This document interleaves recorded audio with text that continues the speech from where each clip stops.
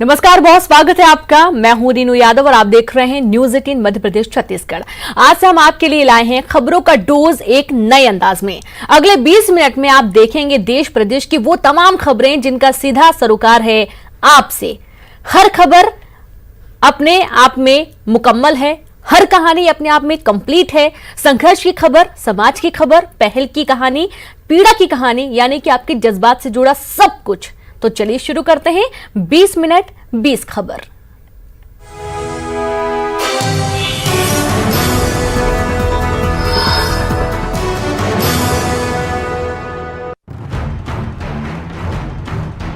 रतलाम में ड्राइवर की सूझबूझ से एक बड़ा हादसा टल गया। दरअसल नागदा से अहमदाबाद जा रहे एसिड से भरे एक टैंकर में लीकेज होने लगा।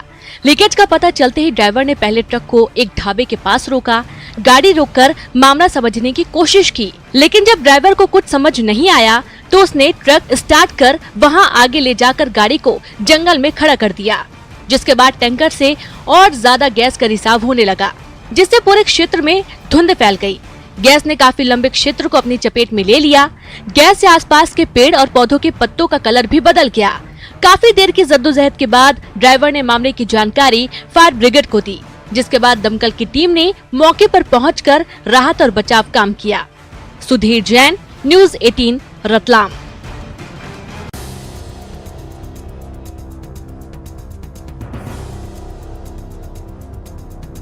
मंडला के घुघरी विकास खंड में 3 लोग नदी में अचानक आई बाढ़ के पानी में फंस गए। ये तीनों लोग नदी के बीच मझदार में यूं ही काफी देर तक फंसे रहे और नदी के बीच में एक टीले पर बैठकर पानी के रुकने का इंतजार करते रहे।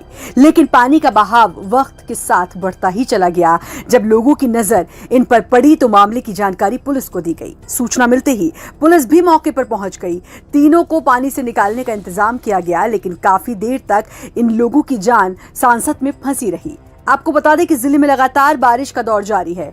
ग्राम सलवाहा के साहू टोले के कई घर जलमग्न हो गए हैं। वहीं मोतीनाला इलाके में भी सड़कों में पानी भर गया है।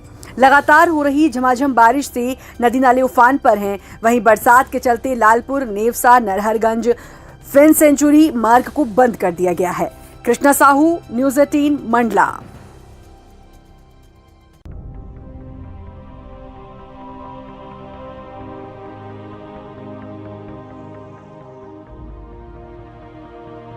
होशंगाबाद में लापरवाही के चलते एक भयानक और दर्दनाक हादसा हो गया। यहाँ एक युवक बिजली की 11 केवी लाइन की चपेट में आ गया। ये युवक यूं ही करीब 10 सेकंड तक बिजली की तार से चिपका रहा। मौके पर मौजूद उसके दोस्त की नजर जैसे ही उस पर पड़ी, उसने तुरंत डंडे से मारकर युवक को बिजली के तार से अलग किया। डंडा लगने के बाद बिजली के तार से युवक दूर गिर गया, जिसके बाद मौके पर मौजूद कुछ लोगों ने युवक को अस्पताल पहुँचाया, जहाँ युवक की हालत ठीक है। डॉक्टर के अनुसार बिजली के तार के संपर्क में आने से युवक के हाथ और उंगलियां झुलस गई हैं। बताया जा रहा है कि घायल युवक पानी से बचने के लिए घर की छत पर पन्नी चढ़ाने के लिए चढ़ा था, तभी वो करंट की चपेट में आ गया। घटना रात लगभग 10 बजे की है। शैलेंद्र गौरव, न्यूज 18 होशंगाबाद।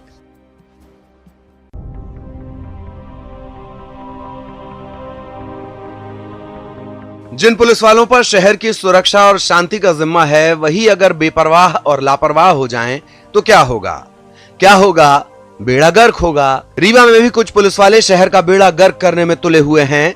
दरअसल पुलिसकर्मी ड्यूटी के दौरान ताश पत्ती खेलने में मस्त नजर आए। ऐसा ही एक वीडियो सामने आया है जिसमें मनगवा थाने में कुछ पुलिस वाले ताश खेल रहे हैं। इन पुलिसकर्मियों को ऑन ड्यूटी गश्त करना था, लेकिन गश्त के बजाय ये लोग पत्ते खेलने में मशगूल दिखे। अंजाम की परवाह किए बिना इन पुलिसकर्मियों ने ताश खेलने के लिए थाने के मेन गेट पर ताला जड़ दिया और वर्दी खूंटे से टांग कर थाने के अंदर जुआ खेलते रहे। इस दौरान इनकी ये हरकत कैमरे में कैद होती रही, लेकिन खेल के नशे में इस कदर मशगूल थे कि नजर उठी ही नहीं, पता चला ही नहीं। अर्पित दुबे, न्यूज 18 रीवा।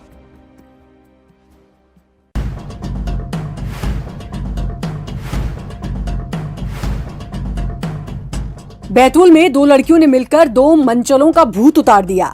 ये दोनों ही युवक इन युवतियों को अक्सर परेशान करते थे। इनकी इसी छेड़खानी से परेशान होकर दोनों लड़कियों ने आरोपियों को सबक सिखाने का मन बना लिया और बीती रात भी दोनों ने जब इन लड़कियों को छेड़ने की कोशिश की तो लड़कियों ने उन्हें पास बुलाया, लेकिन जब वो भागने लगे तो युवतियों ने उन्हें दौड़कर पकड़ लिया और फिर उसके बाद शुरू हुई दोनों की पिटाई।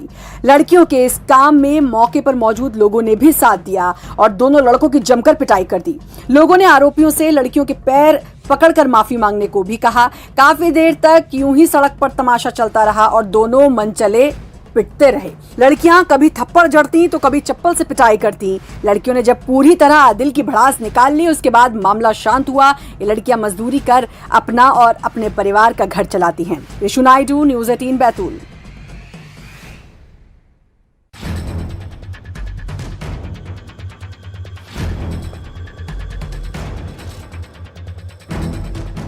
शिवपुरी के पिछोर में जमकर सोशल डिस्टेंसिंग की धज्जियां उड़ाई गईं। न मुंह पर मास्क और न 2 गज की दूरी। मटकी फोड़ने की मार में लोग कोरोना संकट को भूल ही बैठे। किसी के भी मुंह पर मास्क नहीं है। महामारी को भुला लोग एक के ऊपर एक करके ऐसे चढ़े हुए हैं मानो कन्हैया से इनका करार हो गया हो कि कोरोना इनका कुछ नहीं बिगाड़ेगा। दरअसल जन्माष्टमी के मौके पर मटकी फोड़ प्रतियोगिता का आयोजन किया गया। कोरोना की परवाह किए बिना हजारों की संख्या में लोग मटकी फोड़ प्रतियोगिता देखने पहुंचे। प्रतियोगिता के दौरान सोशल डिस्टेंसिंग की धज्जियां उड़ाई गईं। ये हाल तब है जब जिले में लगातार कोरोना के मरीज मिल रहे हैं। आपको बता दें कि स्थानीय प्रशासन की तरफ से किसी भी आयोजन पर पूरी तरह से पाबंदी थी। बावजूद इसके इतना बड़ा आयोजन किया गया। न केवल आयोजन किया गया बल्कि हजारों की भीड़ भी जुटाई गई। लोग परंपरा के नाम पर पाबंदियों को इस तरह से नकारेंगे तो कोरोना तो पैर पसारेगा ही। लोगों को समझने की जरूरत है कि परंपरा और त्योहार तभी तक हैं जब तक आप सुरक्षित हैं। अशोक अग्रवाल, न्यूज़ 18 शिवपुरी।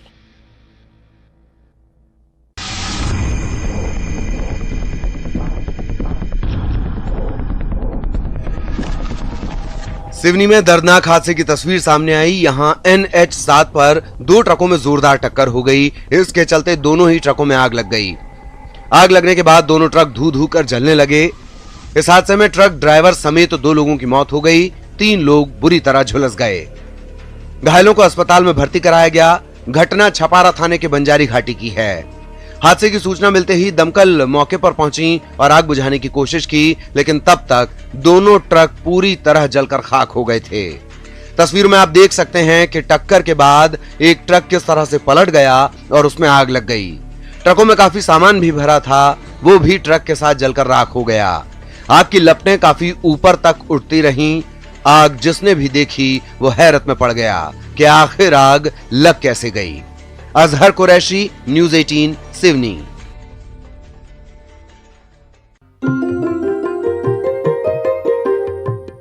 धमतरी के नगरी ब्लॉक का भैंसमुड़ा गांव बहुत खास है।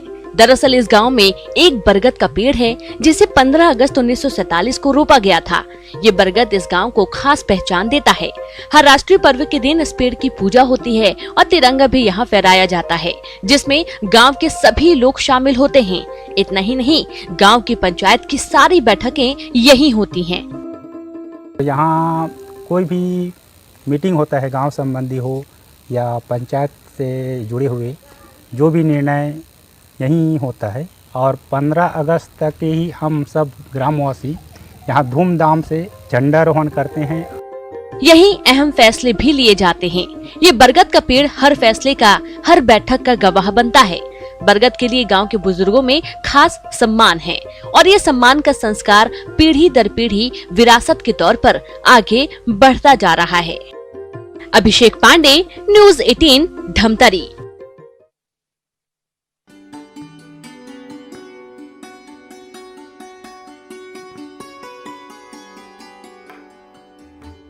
दुनिया भर में सबसे ऊंची मूर्ति बनाने और बनवाने वालों का अपना अलग ही जलवा है। देश और दुनिया में ऐसे कई मूर्तिकार हैं जिनकी अपनी अलग पहचान है, मगर आज हम आपको एक ऐसी मूर्ति से रूबरू करा रहे हैं जिसका निर्माण खुद कुदरत ने किया है। ये देखिए, अपने आप में बिल्कुल अनूठी मूर्ति है जिसकी ऊंचाई करीब 60 से 70 फीट है। और तो और मूर्ति की मैन्युफैक्चरिंग कॉस्ट भी बिल्कुल शून्य है, यानी कि एक भी पैसा नहीं लगा है। दरअसल मूर्ति के आकार में दिख रही आकृति जो बेल से अपने आप बनी है, जी हाँ, अपने आप में अनोखी इस मूर्ति को किसी ने नहीं बनाया, बल्कि ये प्रकृति का नायाब तोहफा है जो मौजूद है नागपुर के दत्तवाड़ी इलाके में। दत्तवाड़ी के हावड़ा मुंबई नेशनल हाईवे पर एक हाई टेंशन इलेक्ट्रिक पोल पर कुदरत का चमत्कार है ये, जो दूर से देखने पर हूबहू मूर्ति जैसी दिखती है। Bureau report, news 18 Nagpur.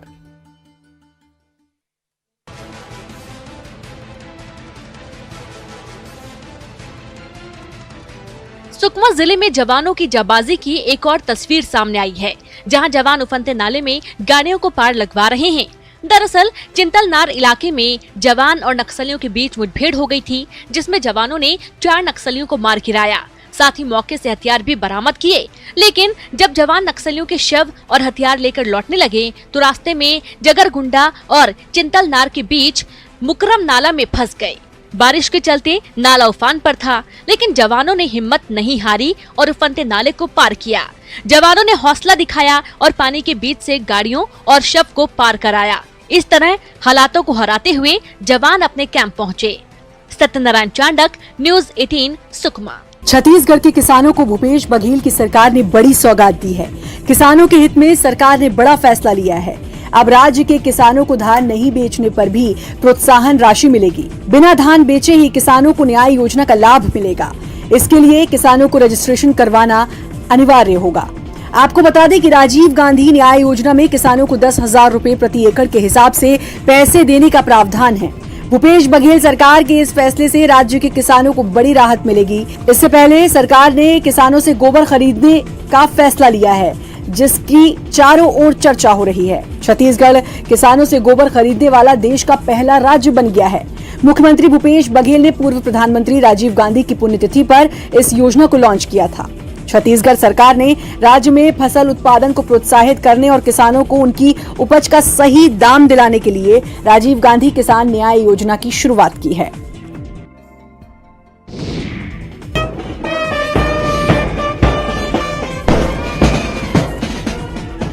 स्वतंत्रता दिवस समारोह की फुल ड्रेस रिहर्सल आज रायपुर के पुलिस परेड ग्राउंड में की गई। परेड ग्राउंड में पहुंचने वाले लोगों को स्क्रीनिंग के बाद ही एंट्री दी गई। समारोह के पूर्वाभ्यास का आज अंतिम दिन था। आपको बता दें कि जश्न आजादी का पर्व इस बार सादगी के साथ मनाया जाएगा। इस वर्ष समारोह में ना मार्च पास्ट होगा, ना ही सांस्कृतिक कार्यक्रम का आयोजन किया जाएगा। केवल परेड की सलामी होगी। कार्यक्रम में मुख्यमंत्री भूपेश बघेल ध्वजारोहण के बाद प्रदेश की जनता को संबोधित करेंगे। देवव्रत भगत, न्यूज़ 18 मध्य प्रदेश, छत्तीसगढ़।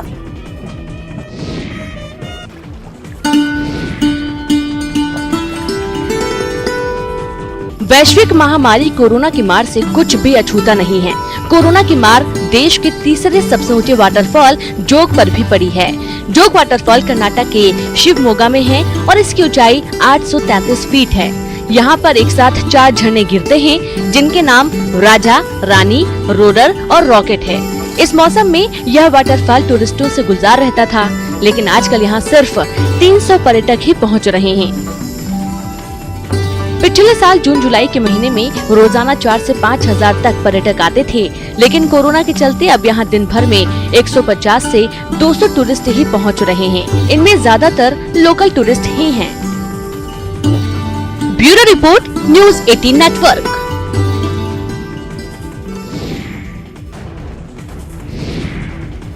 लाख समझाइश के बावजूद बैंकों के सामने एक भी मापदंडों का पालन नहीं हो पा रहा है। बैंकों के सामने पहले सामान्य दिनों से भी ज्यादा भीड़ लगने लगी है। सोशल डिस्टेंस के लिए कई बार चेतावनी देने के बाद भी बैंक अधिकारियों ने इसे गंभीरता से नहीं लिया। यदि ऐसा ही होता रहा तो बैंक अधिकारी अपने को भी सुरक्षित नहीं रख सकेंगे। उज्जैन में आज एक बार फिर बैंक के सामने भारी भीड़ देखने को मिली। लोग लाइन में बेतरतीब तरीके से खड़े दिखे। सोशल डिस्टेंसिंग की जमकर धज्जियां उड़ाई गई। काफी लोग मास्क तक नहीं पहने हुए थे। भीड़ का वीडियो जमकर वायरल हो रहा है। अगर हालात यही रहे तो जिले में कोरोना पर कंट्रोल पाना सपना बन जाएगा। आनंद निगम, न्यूज़ 18 उज्जैन।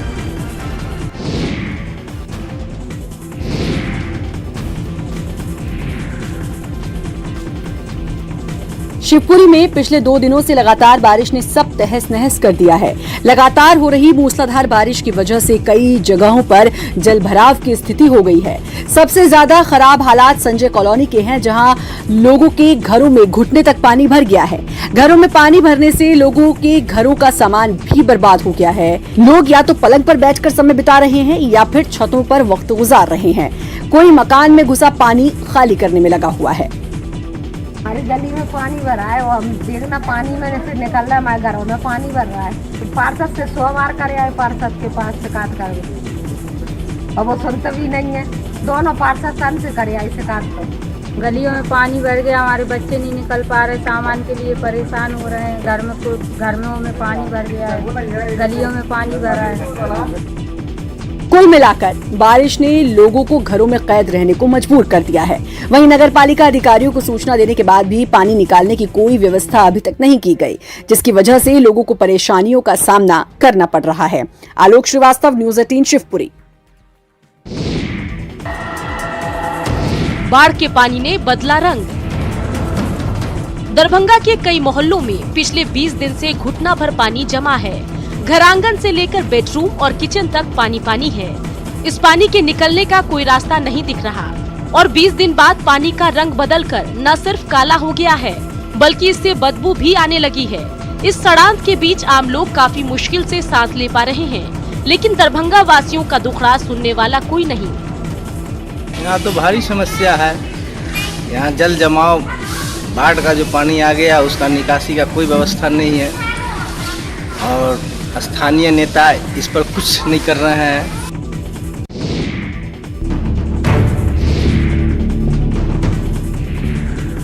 बाढ़ ने किया जीना मुहाल।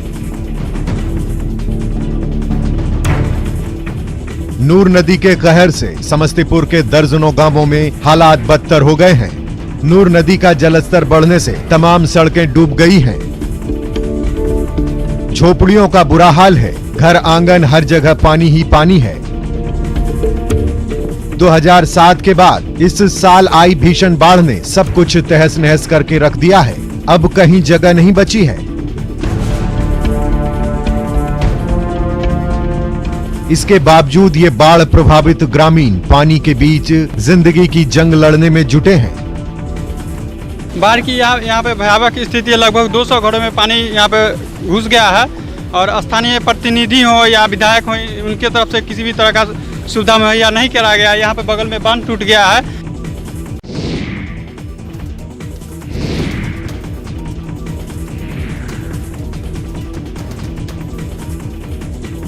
सतना में भारी बरसात के बाद नदी नाले उफान पर आ गए हैं। तेज बारिश की वजह से निचली बस्तियों में जल भराव हो चुका है।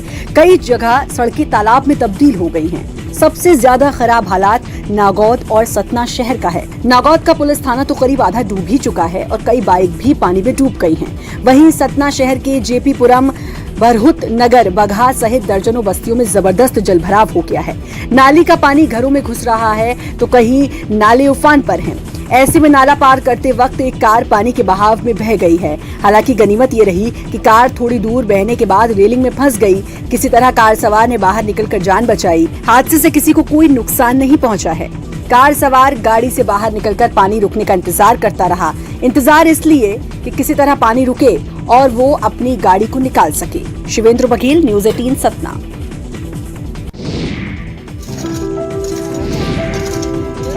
श्रमदान से सड़क निर्माण।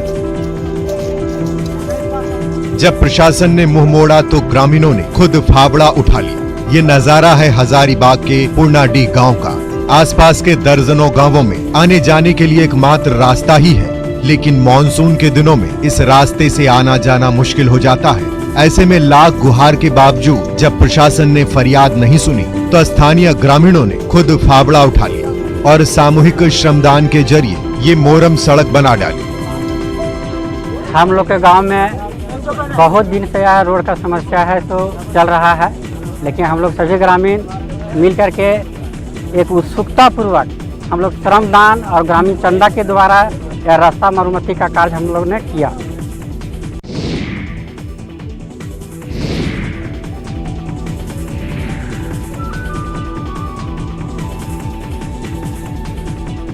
कोरोना काल में सभी स्कूल बंद पड़े हैं, ऐसे में बच्चों की पढ़ाई प्रभावित हो रही है। लेकिन अपनी पढ़ाई प्रभावित ना हो इसलिए जशपुर के कुछ गरीब बच्चों ने ट्यूशन पढ़ने की ललक में मजदूरी करनी शुरू कर दी। मजदूरी मिलने के बाद जब ये बच्चे गांव में ट्यूशन पढ़ाने वाली दो बहनों के पास ट्यूशन पढ़ने पहुंचे तो इन ट्यूशन टीचर्स ने पैसे लेने से इनकार कर दिया। न केवल इनकार किया बल्कि इन दो गरीब बच्चों के साथ पूरे गांव के बच्चों को फ्री में ट्यूशन पढ़ाना शुरू किया। गांव के सारे बच्चे पढ़ने जाते थे रीना मैम के पास, तो उन लोग को देख के मेरे को भी जाने का मन किया। इसी के लिए मैं और मेरी बहन काम करने जाते थे, फिर पैसा कमाए, फिर रीना मैम के पास लाए तो रीना मैम बोली कि पैसा नहीं लूँगी, फ्री में पढ़ाऊँगी बोली। तो कुछ दिन पहले कुछ बच्चे आए तो फीस लेके आए थे। मैं जब पूछी उनसे कि बच्चे पैसे कैसे लाए हो तो बोले कि मिर्ची खेत में मजदूरी करके हम पैसे पे कर रहे हैं और इसी से ट्यूशन पढ़ना है।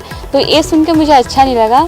तब मैंने उनसे कहा ये सब करने की ज़रूरत नहीं है, अगर आप पढ़ना चाहते हो तो कंटिन्यू आओ, मैं फीस आप लोगों से नहीं लूँगी।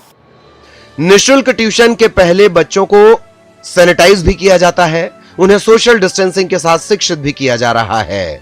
जैसे जैसे लोगों को निःशुल्क क्लास का पता चल रहा है, बच्चों की संख्या भी बढ़ती जा रही है। दीपक सिंह, न्यूज़ 18, जशपुर।